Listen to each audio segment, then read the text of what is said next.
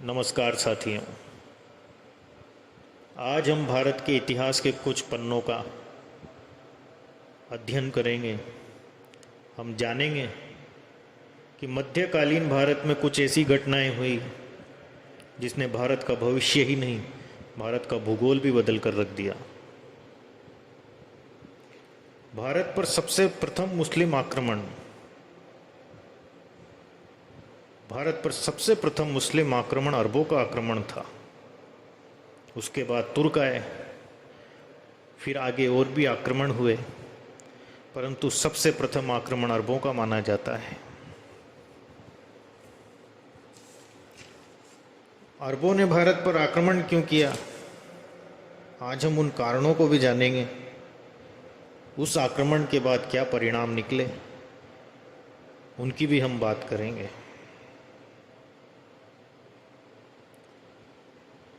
अरबों ने सबसे पहले सिंध पर आक्रमण किया था। सिंध की राजधानी उस समय आलोर थी, जो कि वर्तमान में राहिरा कहलाती है। उस समय सिंध का शासक दाहिर था। अल हज्जाज ईरान का प्रांतपाल था और उस समय अरब का खलीफा वालिद था। इन दोनों के कहने पर ही 711 ईस्वी में मोहम्मद बिन कासिम ने सर्वप्रथम देवल पर आक्रमण किया। अब आप देखेंगे भारत के उत्तर पश्चिमी क्षेत्र पर प्रथम मुस्लिम आक्रमण हो रहा है और यह आक्रमण करने वाला है मोहम्मद बिन कासिम। 711 ईस्वी में जब उसने देवल पर आक्रमण किया, उसके पश्चात 712 ईस्वी में उसने सिंध के शासक दाहिर पर आक्रमण किया। यह एक बहुत बड़ा और महत्वपूर्ण आक्रमण माना जाता है।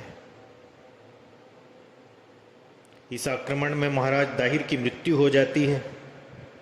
उसके बाद दाहिर की विधवा रानी देवी, या दूसरा नाम रानी बाई मिलता है, उन्होंने जौहर करा, जो कि मध्यकालीन भारत का प्रथम जौहर माना जाता है।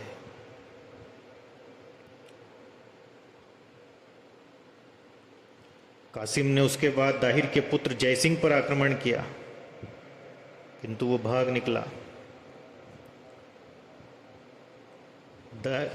किले में उपस्थित दाहिर की दूसरी पत्नी व उसकी दो पुत्रियों सूर्या देवी एवं परमल देवी को कासिम ने बंधक बना लिया।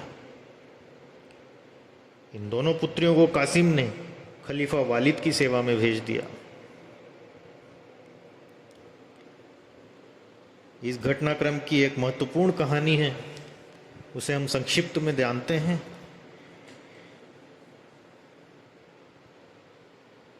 खलीफा वालिद ने इन दो लड़कियों सूर्या देवी एवं पारमल देवी के बहकावे में आकर कासिम को मृत्युदंड दे दिया।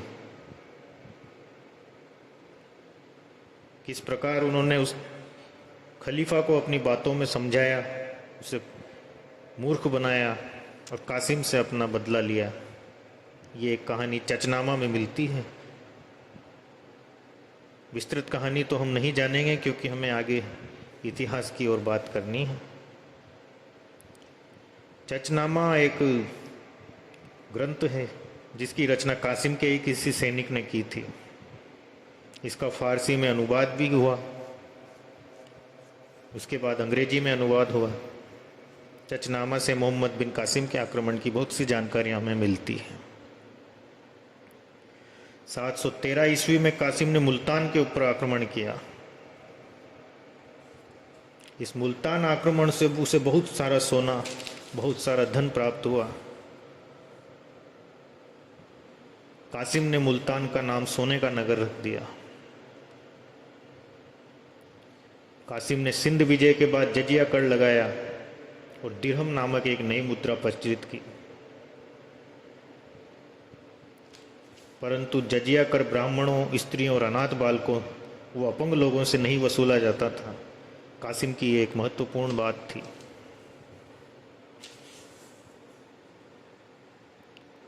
भारत में खजूर की खेती वो ऊंट अरबों की ही देन मानी जाती है।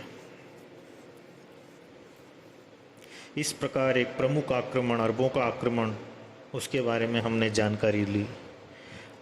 अगला महत्वपूर्ण मुस्लिम आक्रमण जो है वो तुर्क आक्रमण माना जाता है। तुर्कों के आक्रमण का एक कारण या कहें सबसे महत्वपूर्ण कारण भारत की अतुल संपदा को लूटना था। यह आक्रमण 10वीं शताब्दी में हुआ। क्रमशः सुबक्तगीन, गजनवी और गोरी ये तुर्क शासक थे जिन्होंने भारत पर आक्रमण किया। ये गजनी यानी वर्तमान अफगानिस्तान के शासक थे। इसका संस्थापक अलब्दगीन माना जाता है। प्रथम तुर्क आक्रमणकारी सुबक्तगीन था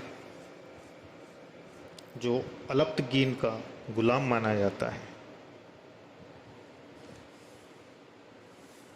977 ईस्वी में यह गजनी की गद्दी पर बैठता है। फिर एक घटना घटती है।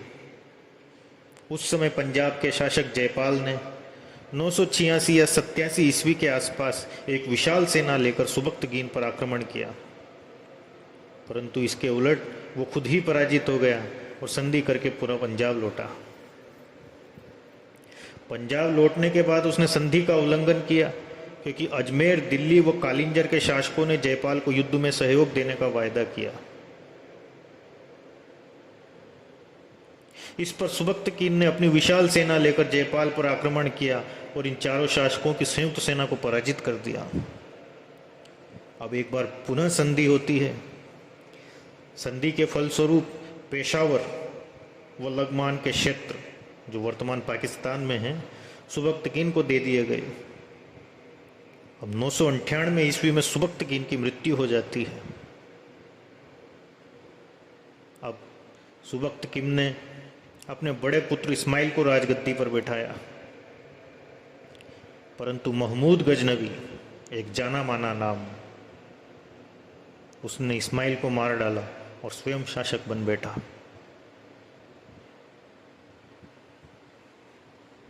महमूद गजनवी भारत के इतिहास में एक बड़ा नाम है।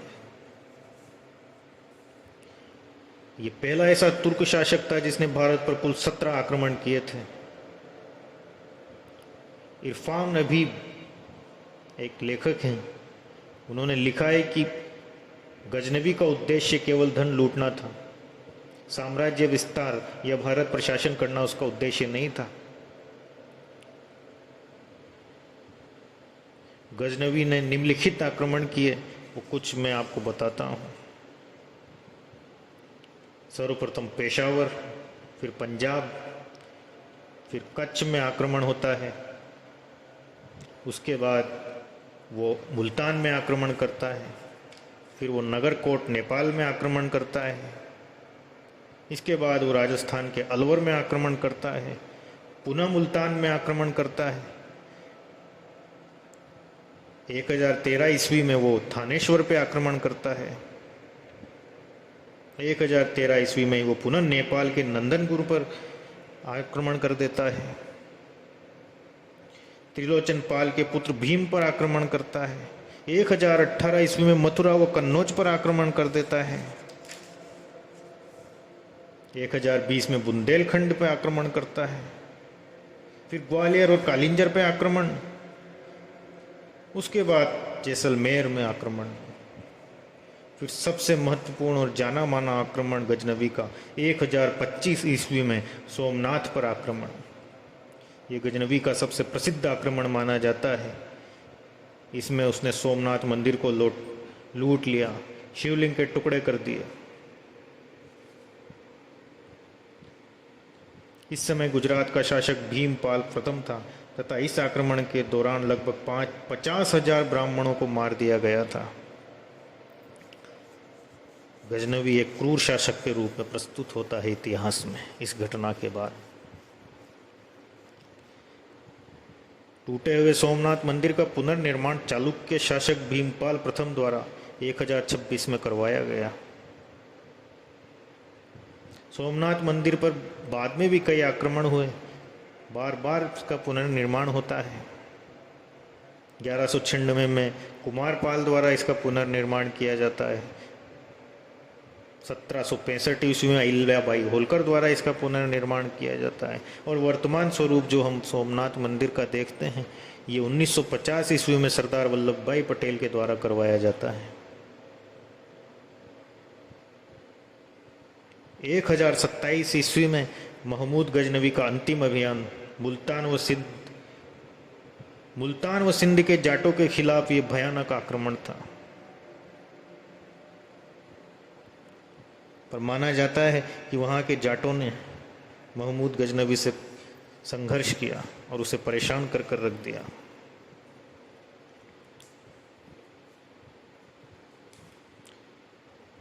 महमूद गजनवी के काल का एक महान विद्वान और लेखक हुआ है जिसने अरबी भाषा में कई ग्रंथ लिखे हैं।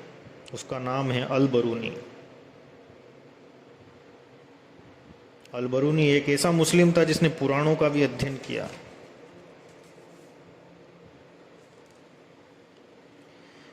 गजनी के बाद आता है गौरी वंश। गजनी वंश के पतन के बाद एक नवीन राजवंश का उदय होता है जिसे गौर या गौरी वंश कहा जाता है। यह क्षेत्र गजनी व हेरात के बीच का पहाड़ी क्षेत्र था। यहाँ के निवासी गौरी कहलाते थे, इसलिए इस वंश का नाम भी गौरी वंश पड़ गया।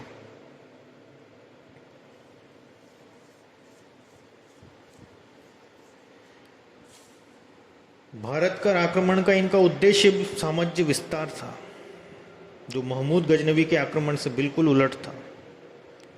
गजनवी केवल धन लूटना चाहता था, परंतु गौरी अपना साम्राज्य विस्तार करना चाहते थे। 1176 में ये सिंध पर आक्रमण करता है, विजय प्राप्त करता है। 1178 में गुजरात अभियान में इसको कोई सफलता प्राप्त नहीं होती है। वहाँ के शासक भीम द्वितीय ने अपनी विधवा माता नायिका देवी के नेतृत्व में युद्ध लड़ा और गौरी को बुरी तरह से पराजित किया। भारत में गौरी की प्रथम हार थी। गौरी ने क्रमशः 1179 ईस्वी, 1181 व 1189 ईस्वी में पेशावर, लाहौर व भटिंडा के ऊपर आक्रमण किए। इन सब युद्धों में उसने विजय प्राप्त की। अब हम बात करेंगे गौरी के प्रसिद्ध आक्रमण और भारत के एक प्रथम और निर्णायक युद्ध, तराइन के युद्ध की। पहले होता है तराइन का प्रथम युद्ध। तराइन भटिंडा व थानेश्वर के पास स्थित एक स्थान है। जैसा कि आप लोगों ने सुना भी होगा, ये युद्ध पृथ्वीराज चौहान व मोहम्मद गौरी के मध्य हुआ था। पृथ्वीराज चौहान की वीरता के सामने मोहम्मद गौरी टिक नहीं पाता है। इस युद्ध में गौरी पराजित होता है। गौरी पुनः 1192 में आक्रमण करता है। ये आक्रमण कहलाता है तराइन का द्वितीय युद्ध। इस युद्ध में पृथ्वीराज चौहान पराजित होते हैं। पृथ्वीराज को कैद कर लिया जाता है और अंधा कर दिया जाता है।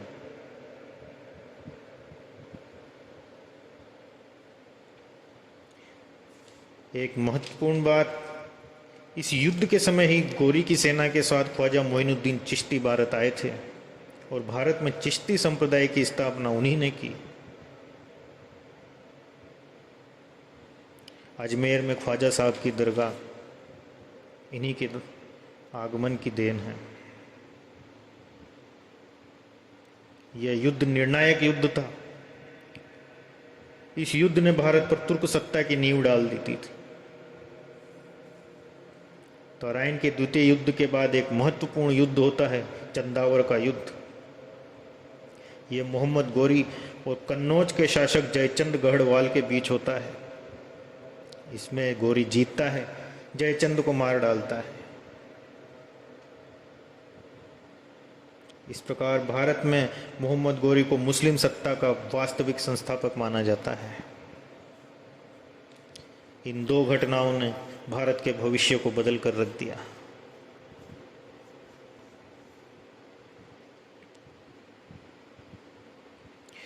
गोरी कहा करता था कि किसी सुल्तान के एक या दो संतान हो सकती है, परंतु मेरे हजारों लाखों संतानें हैं जो कि मेरे तुर्क गुलाम हैं।